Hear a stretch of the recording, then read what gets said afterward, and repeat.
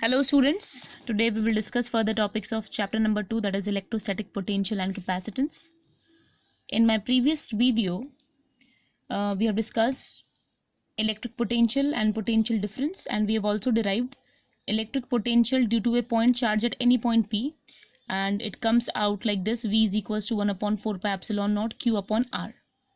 Now today we will derive an expression for electric potential due to an electric dipole at an axial position, at an axial line.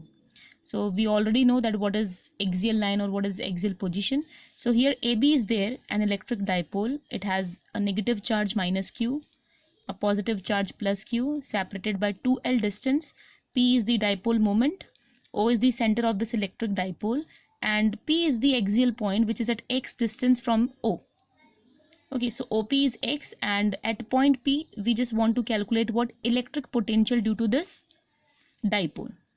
So first of all we will calculate what is the electric potential at P due to this positive charge. Okay, so according to the expression, it will be 1 upon 4 pi epsilon naught Q upon BP. What is the distance between them? The distance between them is BP, and what will be BP? BP will be X minus L. So in place of BP, directly it is written over here X minus L. So this is the potential at point P due to plus Q charge. Now we will write potential at point P due to this negative charge. So again we will use the same expression, 1 upon 4 pi epsilon naught minus Q upon distance between them. Distance between them is AP.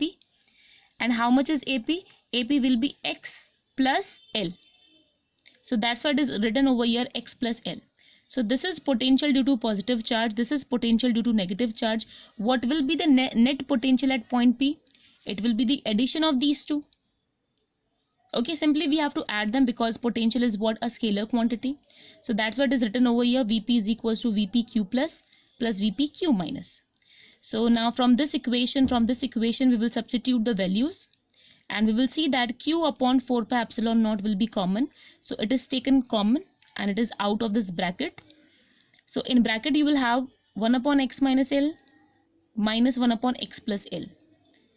Now when we will solve this, we will have this particular step. So finally you will have what? 1 upon 4 pi epsilon naught Q into 2L upon X square minus L square. Okay, to solve it, it is very easy. You will take the LCM, you will multiply it here, and you will solve it further. You will simplify it. So finally you will be here. So, and we know this thing, what is 2L into Q? It is dipole moment. So in place of 2LQ, what we have written over here? P. P is what? Dipole moment upon 4 pi epsilon naught into X square minus L square. So this is the expression for electric potential due to an electric dipole at an axial point. Now suppose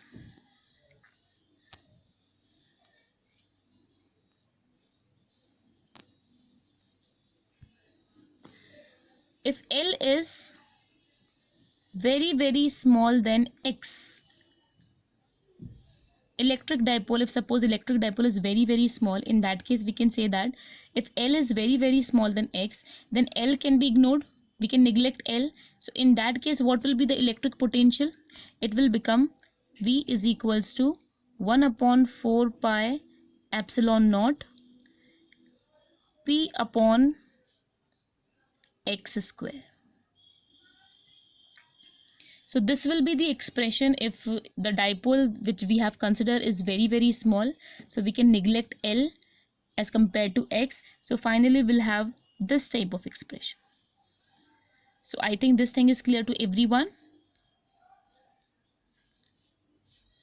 Next we have electric potential on the equatorial line. So Q is the equatorial point. AB again is an electric dipole. Minus Q and plus Q charges are there, separated by 2L distance. P is dipole moment. O is the center of this electric dipole, which is, and this point Q is at Y distance from the center O. Okay, so again what we have to calculate? The net electrostatic potential at point Q due to this electric dipole. So again we will write the same thing, that at this point what is the electrostatic potential due to positive charge? So what we have written over here, it will be 1 upon 4 pi epsilon naught Q upon distance between them. And what is the distance between them? BQ. So that's why BQ is written over here. Now again we will write potential at point Q due to this negative charge. So how much it will be? 1 upon 4 pi epsilon naught minus Q upon AQ. And what will be the net potential? The addition of these two. So the addition of these two will gives you this step. Again we can clearly see that Q upon 4 pi epsilon naught is common. So it is taken out. And in bracket you will have what? 1 upon BQ minus 1 upon AQ. Now if you will clearly see from this diagram, AQ and BQ, they are equal. And if AQ and BQ, they are equal, so this value will become what? 0. So VQ will be 0. So the electrostatic potential at a point in the electric field due to an electric dipole on the equatorial line is 0. So you have to remember this thing, that when we talk about equatorial position for an electrostatic potential, the value comes out to be 0. Next topic is graph for E and V. Here is the graph for E and V with respect to R. Okay, now we know this thing.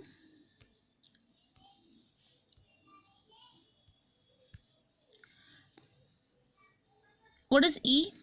E is 1 upon 4 pi epsilon naught Q upon R square. And what is V? V is 1 upon 4 pi epsilon naught. One second.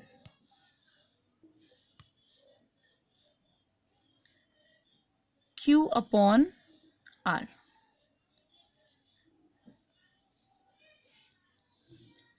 So for E we have this expression, E is equals to 1 upon 4 pi epsilon naught Q upon R square. And for V we have this expression, V is equals to 1 upon 4 pi epsilon naught Q upon R. So this solid line, this solid curve represents what? E. This curve represents what? E. And this dash curve represents what? V. But they intersect at this point. So what does that mean? From what is the condition for them to have this intersecting point here? Why they're intersecting at this point? So the thing is that if I will say, if suppose R is equals to 1, if R is equals to 1, then what will be the value of E? E will be Q upon 4 pi epsilon naught. And what will be the value of V? V will also be Q upon 4 pi epsilon naught. It means what? When R is equals to 1, in that case, E is equals to V. Electric field becomes equals to electrostatic potential, and this point represents what? That at here, what is the value of R? R is equals to 1. And that's why we have this intersecting point for these two curves, that is for E and V. So I hope this is clear, that when R is equals to 1, they both will become equal, and this type of graph you will have for E and V. Okay, now this is something very important, that what is the relationship between E and V. Okay, so here from this diagram, from this picture, this is what? Plus Q charge, or we can say that a source charge, and it is producing this electric field E. At point A, suppose a unit positive charge is there, and what we want to do, we just want to move this unit positive charge from A to B, and what is the distance between them? Dx. Now we have already discussed this thing, that if I want to move this charge from A to B, I have to do some work against the force of repulsion which that unit positive charge will experience due to this charge. Okay, so a small work will be done in moving that unit positive charge from A to B. So what will be that work?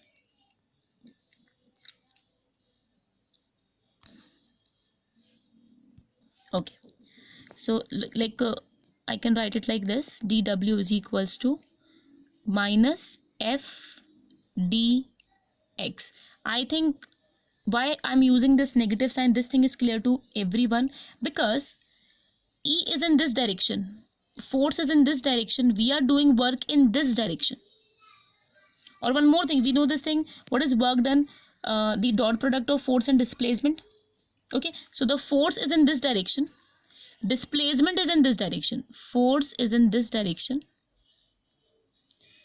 displacement is in this direction. What is the angle between them? 180 degree. So f dx cos 180 degree will gives you what? Minus f dx. So I think this thing is clear. That's why we have written dw is equals to minus f dx. Okay.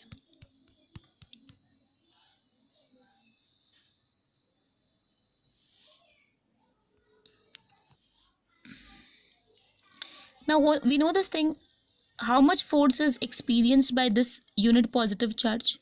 It is dw is equals to minus q0 e dx. We know this thing. So this much force is experienced by that unit positive charge. So in place of f, what we have written this. Okay, now we know this thing also, that what is the definition of potential difference? How we have defined potential difference? We have defined potential difference like this. Del V is equals to work done upon charge. We have already discussed this thing. So from here, if I want to calculate, or instead of del, I should write dV. What is the potential difference? dW upon Q0. Now from here, if I want to know the value of dW, what will be dW? It will be Q0 into dV. So here in this equation, in place of dW, what I can write? Q0 into dV. So finally we'll have Q0 dV equals to minus Q0 E into dx. Okay, now this Q0 and this Q0 will get cancelled. So finally, if I want to write an expression for E, I will shift this dx that side, so it will go in denominator. So finally what I will write? E is equals to minus dV upon dx. So this is how we have derived the relation between E and V. That what is electric field? Electric field at a point is the negative potential gradient at that point. The change in potential at that point. This is what we call it what? Potential gradient. This dV upon dx is what? Potential gradient. And what does this negative sign signifies? Actually, if we will see this direction, in this direction, wait.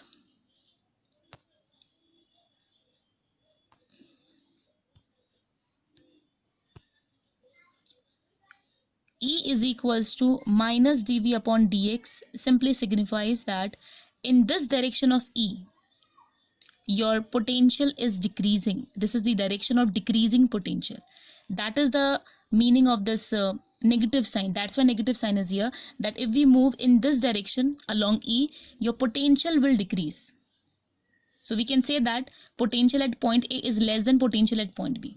So simply we have to remember one thing, that what is the relationship between E and V? E is equals to minus dV upon dx. I hope this derivation is clear to everyone. Okay, now in one more way we can derive the relationship between E and V. Now here it is also very easy. Here again a Q source charge is there and a point P, suppose we have considered over here, which is at r distance from this Q.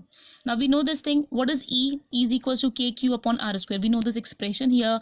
K is what? 1 upon 4 pi epsilon naught. And again we know the expression for V. V is equals to KQ upon r. Okay, we know both the expressions, so that only we have written. Now if we differentiate this V with respect to r, it will give us what? Gradient of V. So simply what we are doing, we are differentiating this. So it will be dV upon dr. Now KQ, they will be out of this differentiation. So in bracket you will have this. Now its differentiation will be minus 1 upon r square. When you will further simplify it, it will be minus KQ upon r square. So finally what we are getting, dV upon dr is equals to minus KQ upon r square. And from equation number 1, you can clearly see that what is KQ upon r square? It is E. So in place of KQ upon r square, directly what we can substitute E. So finally what we will have, E is equals to minus dV upon dr. So again the same thing we have derived. E is equals to minus dV upon dr. So this is another method by which we can derive what? The relationship between E and. Now suppose if we integrate this. So in that case, what we will obtain, let's discuss that. In that case, V will be equals to integration E dot dr. So the line integral of electric field will gives you what? Potential. So if you know the value of electric field at a particular point, you can easily calculate what? V. So this is also another kind of relationship between V and E in terms of integration. This is in terms of differentiation. Okay, next topic is potential due to charged spherical shell. In previous chapter, we have already discussed that what is the electric field due to charged spherical shell. So here is simply the comparison between electric field and potential due to a charged spherical shell. So here in this picture, you can clearly see that a sphere is there which is charged. So all the charges will be on its surface and r is the radius of this sphere. Now we know this thing, if we talk about electric field, so you will have this type of curve. This type of curve also we have discussed that inside this sphere, no charge is there. Q is equals to 0. So that's why E is equals to 0. So that's why you will obtain what? This type of line. Because E is 0 inside the sphere. As we reach on the surface of this sphere, E will have this much value, 1 upon 4 pi epsilon naught Q upon R square, which we have already derived.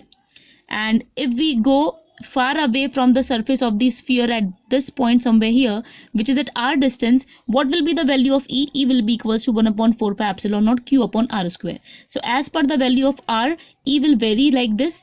As R is increasing, E will decrease. So this type of curve we will have for electric field due to charged spherical shell. Now we have to discuss that what type of curve will be there for electrostatic potential for the same spherical shell which is charged. Now we know this thing that the charged spherical shell behaves as if the whole charge is concentrated at its center here. So suppose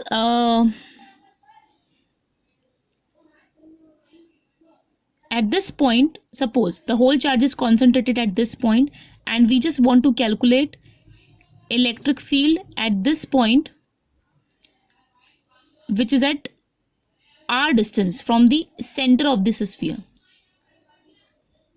Okay, suppose this point is P. So we know this thing that if charge is here, if Q charge is here and this point P is at r distance, what is the expression of V? V is equals to 1 upon 4 pi epsilon naught Q upon R, which we have already derived. Okay, now as we reach on the surface of the sphere, what will happen? If we are on the surface of this sphere, I'm not able to draw it properly because, okay, till here. At this point on the surface of the charged spherical shell, R will become equals to capital R. Now the distance between the center of this sphere and this point is equals to radius of this charged spherical shell. So R will be equals to R. So simply what will be the electrostatic potential at this particular point? It will be V is equals to 1 upon 4 pi epsilon naught Q upon R. So I think this thing is clear. And why we are having this type of curve? Because as R is increasing, V will decrease. Because V is inversely proportional to R. So this type of curve you will have. So we are moving from small r to capital R and the curve goes like this. Now what will happen when we talk about that inside the sphere, inside this charged spherical shell, what will be the value of electrostatic potential? Again the thing is that Q is equals to 0 inside this sphere and E is equals to 0. Because Q is equals to 0, so E will also be equals to 0. What about electrostatic potential? The thing is that we have derived one relation. E is equals to minus dV upon dr. So if E is equals to 0,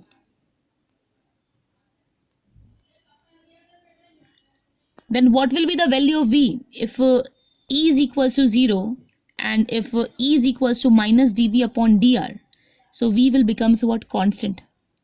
We know this thing, differentiation of a constant is 0. So if E is equals to 0, then minus dV upon dr, or we should say V is equals to what? Constant. So that's why inside the sphere E is equals to 0, but V is not 0. V is constant, and the value will be equals to V is equals to 1 upon 4 pi epsilon naught Q upon R only. So this type of curve you will have for V, and this type of curve you will have for E. And this is very important to remember, that what is the difference between E and V when we talk about charged spherical shell. This curve is common for both, for E as well as for V, but inside it things changes. Next topic is equipotential surfaces. A surface at every point of which the potential due to charge distribution is the same is called what? Equipotential surface. A surface is there, and at every point, if the value of potential is same, then that surface is termed as what? Equipotential surfaces. Like if I talk about this positive charge, now these arrows, they represent what? Electric field lines which are radially outward. Now if I talk about this first sphere, actually they are not circle, they are sphere. So if I talk about this first sphere, now we know this thing, V is equals to 1 upon 4 pi epsilon naught Q upon R. V depends upon R. Now for this first sphere, the value of R will be same for each and every point. And if R will be same, V will also be same. It means what? On this sphere, on this first sphere, V will be equal for each and every point. Suppose if I talk about this sphere. Now for this sphere also, each and every point will be at the same distance from the charge. And if R is same, then the potential at each and every point on this particular sphere will be same. It means what? This sphere is also what? Equipotential surfaces. So what we can say, that for an isolated positive charge, equipotential surfaces are concentric spheres. At each and every point on that particular sphere, the value of potential is same. Similarly, if I talk about an isolated negative charge, here electric field lines will be radially inward, but same type of equipotential surfaces you will have. Again, concentric spherical surfaces will be what? Equipotential surfaces. So simply you have to remember one thing, that particular surface at every point of which the potential is having the same value, that surface is known as what? Equipotential surface. Or if you connect 5 to 6 points which are of same potential, and after that if you will get a one surface, then that particular surface is known as what? Equipotential surface. Okay, now we have to discuss what properties of equipotential surfaces. So the first property is, no work is done in moving a test charge from one point to another on an equipotential surface. First of all, you have to keep one thing in mind, that whenever we talk about equipotential surface, what is an equipotential surface? A surface at every point of which potential is same. There is no potential difference. Okay, so now we know this thing by definition, that VB minus VA, or potential difference, is equals to WAB upon Q0, which we have already discussed. Now we are talking about equipotential surface, and at an equipotential surface, potential at each and every point is same. It means we can say that VB is equals to VA, and if VB is equals to VA, then this will gives you what? 0. It means WAB upon Q0 is equals to what? 0. So from here what we can say, that W is equals to 0. So that's why it is the first property of equipotential surfaces, that no work is done in moving a test charge from one point to another on an equipotential surface. So I think this property is clear.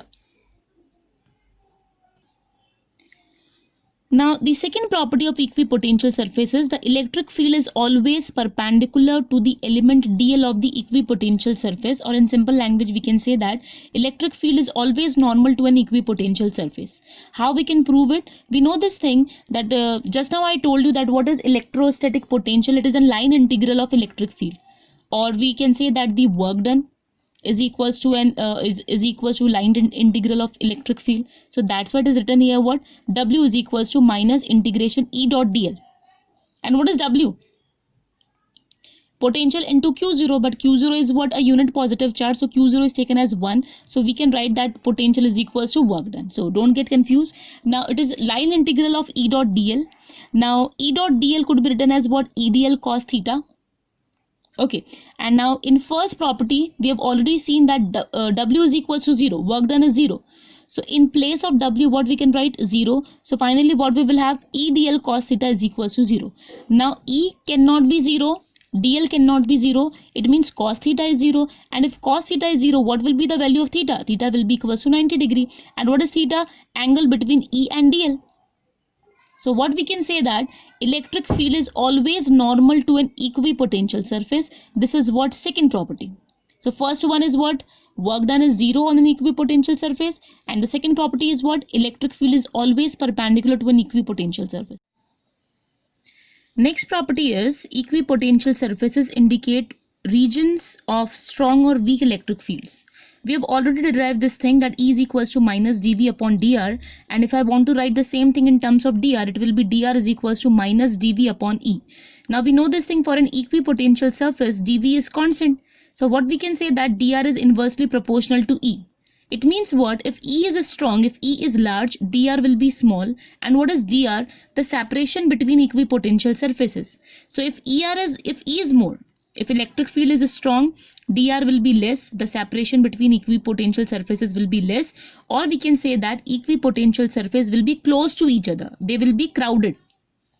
And if suppose if E is weak, if E is small, in that case dr will be more, there will be more separation between equipotential surfaces and they will be far away from each other. So this is how equipotential surfaces indicate that whether this region is of strong electric field or weak electric field. Now fourth property is two equipotential surfaces can never intersect each other, and we have already discussed this property when we were talking about electric lines of force. And because when they intersect each other, there will be two tangents, and which will gives you what? Two values of electric potential, and which is not possible. At a single point you cannot have two values of electric potential. So that's why it is said that two equipotential surfaces cannot intersect. If they intersect, then at the point of intersection there will be two values of the electric potential, which is not possible. So this is the fourth property. So I think all the four properties of equipotential surfaces is clear. Okay, now electric potential is a scalar quantity, whereas potential gradient is a vector quantity. I think this is clear because electric potential is a scalar, because we have already discussed this thing, but potential gradient will be vector as it is equals to E, and E is what? A vector quantity. So that's why this difference should be there in your mind, that potential is a scalar quantity but potential gradient is a vector quantity, and the negative sign shows that the rate of change of potential with respect to distance is always against the electric field intensity, which we have already discussed, that in the direction of the electric field potential will always decrease. Okay, next we have equipotential surfaces of various charge systems. Okay, here you can see that we are talking about uniform electric field. So these parallel lines denotes what? Uniform electric field. So for this particular case, what type of equipotential surfaces you will have? You will have parallel planes which are equidistant from each other, and you can also see that these electric field lines are perpendicular to these planes. So equidistant parallel planes will be the equipotential surfaces for a uniform electric field. Now for an isolated charge, suppose a positive charge is there, and these are what electric field lines which are radially outward. Now we know this thing V is equals to 1 upon 4 pi epsilon naught Q upon R. V depends upon R. If you see these spheres, they are spheres. They are concentric spheres. So if I talk about the first sphere, at each and every point on this sphere, the distance of these points are same from the charge. So if distance is same, the potential at each and every point will also be same. If I talk about this sphere, this one, so the points which are lying on this particular sphere, they are also equidistant from the charge, and if R is same, V will also be same. If I talk about the last one, here also each and every point is at the same distance from the charge, so each and every point will have what? Same potential. It means what? It is also what? An equipotential surface. So for an isolated charge, equipotential surfaces will be concentric spheres, and each and every point on that particular sphere, it will have what? Same potential, and we can say that these are what? Equipotential surfaces. Okay, so please remember that for an isolated charge, For an isolated charge, equipotential surfaces are what? Concentric spheres. Next we have equipotential surfaces for an electric dipole. We know this thing, what is an electric dipole?